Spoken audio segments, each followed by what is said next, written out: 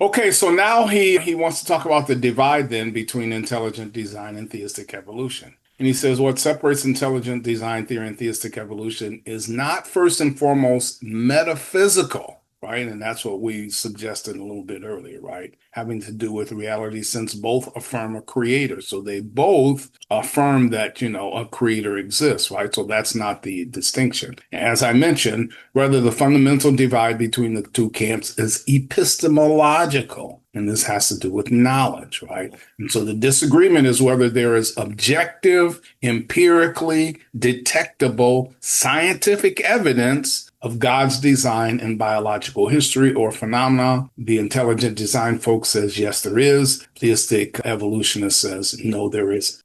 So the question then is, why should Christians reject methodological naturalism? And that's what he moves on here. What should we make of methodological naturalism as a philosophy of science? He asks. He says, I believe Christians and even non-Christians should reject methodological naturalism for two reasons, one negative and one positive. So here he's going to make the case not just from a Christian perspective, but for an anybody perspective. We'd want more people on the Christian side, but we'll take what we can get here at least. We'll take the anybody perspective.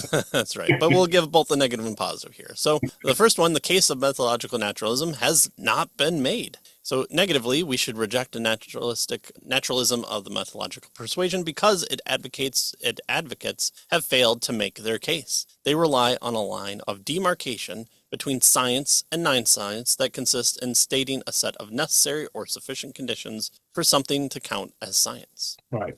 So the idea here is that there's a line that can be drawn between science and non-science, a big, bright, we might say red line, right, that we can clearly see. And on this side is all the things that are science, and on this side is all the things that are non-science. And he says, nope, that doesn't exist.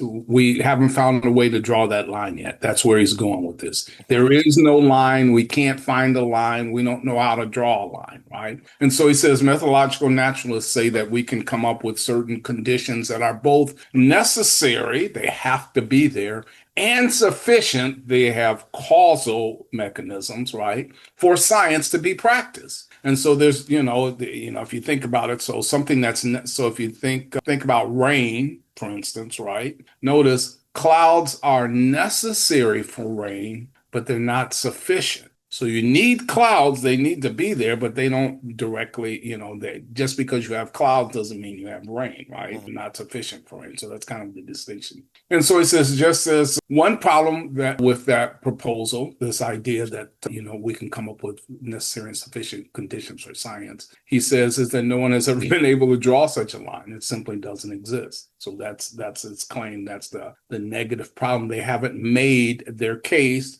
There is no line that we can see.